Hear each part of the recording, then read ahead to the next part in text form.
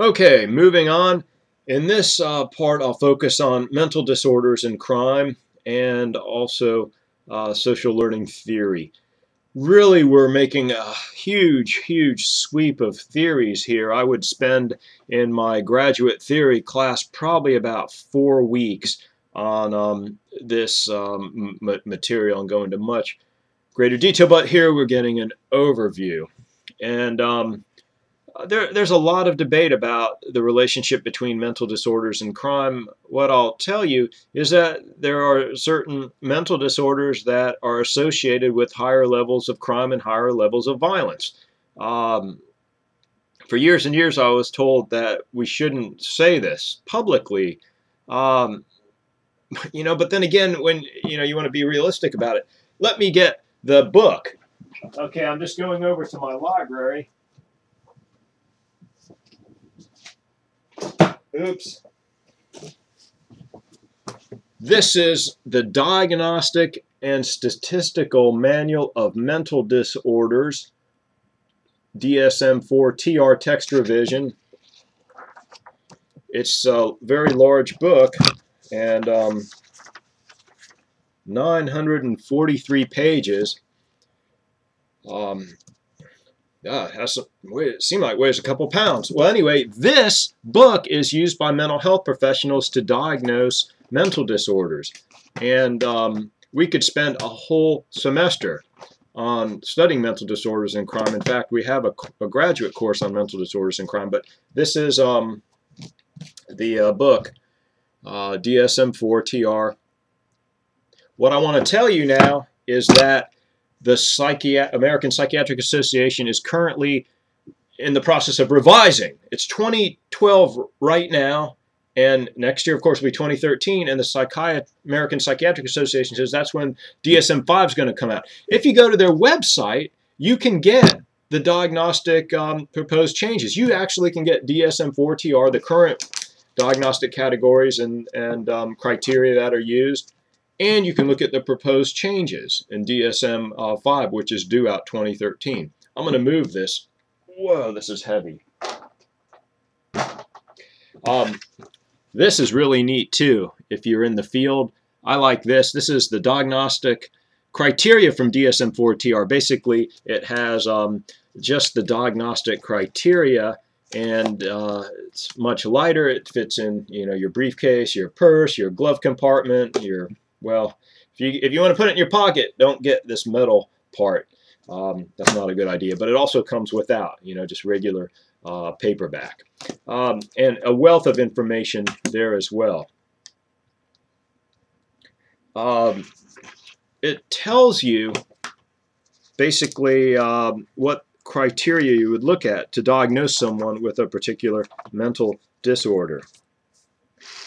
For example, a personality disorder, which you should be familiar with in the criminal justice field, is antisocial personality disorder. I'm going to quote and read directly from page 291 to page 292 the actual diagnosis of antisocial personality disorder. So obviously you're going to see that antisocial personality disorder is obviously correlated with criminal activity. Antisocial personality disorder. A. There is a pervasive pattern of disregard for and violation of the rights of others occurring since age 15 years, as indicated by 3 or more of the following. 1. The failure to conform to social norms with respect to lawful behaviors, as indicated by repeatedly performing acts that are grounds for arrest. 2. Deceitfulness, as indicated by repeated lying, use of aliases, or conning others for personal profit or pleasure. 3. Impulsivity or failure to plan ahead. 4. Irritability and aggressiveness, as indicated by repeated physical fights and assaults. 5. Reckless disregard for safety of self and others. 6. Consistent irresponsibility, as indicated by repeated failure to sustain consistent work behavior or honor financial obligations. And 7, lack of remorse is indicated by being indifferent to or rationalizing having hurt, mistreated, or stolen from another. And so those are the criteria. And in the A section, and someone would need to have 3 or more of those criteria. And then the B requirement is that the individual is at least 18 years of age. And so basically someone who's 15 has similar characteristics. There's actually another diagnosis called conduct disorder, but you wouldn't diagnose a 14 or 15-year-old with antisocial personality disorder. If they had some of those characteristics, like I said, conduct disorder would be the appropriate diagnosis, and they would not receive the antisocial personality disorder diagnosis till they were 18 and exhibited those symptoms. C criteria, there is evidence of conduct disorder with onset before age 15 years.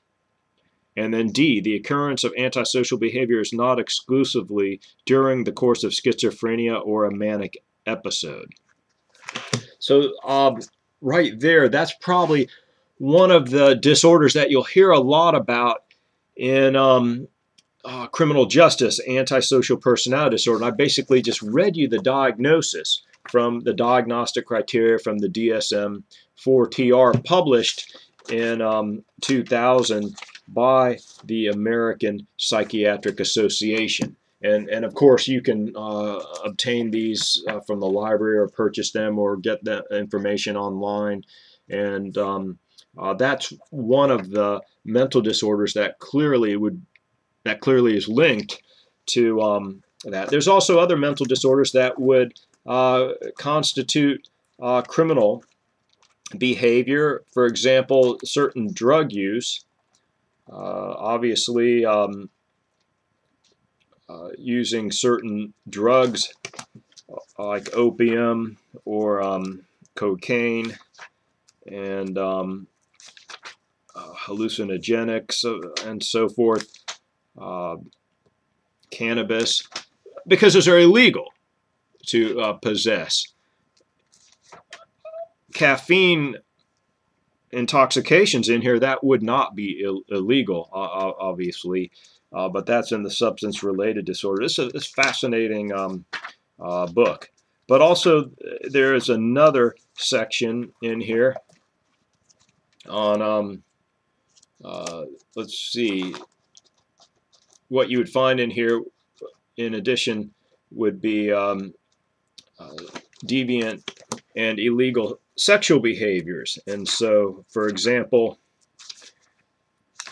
under the chapter Sexual and Gender Identity Disorders, there are some that, of course, would not be considered criminal. Obviously, sexual arousal disorders would not, or sexual pain disorders would not, of course.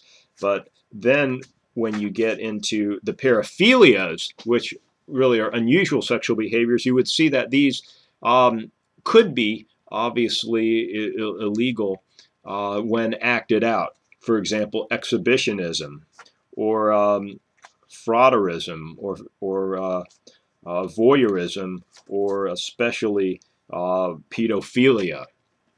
That would clearly act. The behaviors would be clearly considered illegal in that sense. And so there's somewhat, of course, just because someone has a mental disorder doesn't mean they've committed a crime, and just because someone's committed a crime, obviously, it doesn't mean they have a mental disorder. But there are certain mental disorders that are related to criminal activity, and then we might find that there's certain mental disorders that may be related to a lower risk of a criminal activity. Overall, I think really what we need to do is consider the severity of the mental disorder and whether comorbidity exists. Comorbidity is basically what we see frequently, and that is people tend to have, when they have a mental disorder, they tend to have more than one. For example, someone may have a substance abuse disorder but also be clinically depressed. And so we have to consider all of that working together, and then environmental and psychosocial stressors and the like.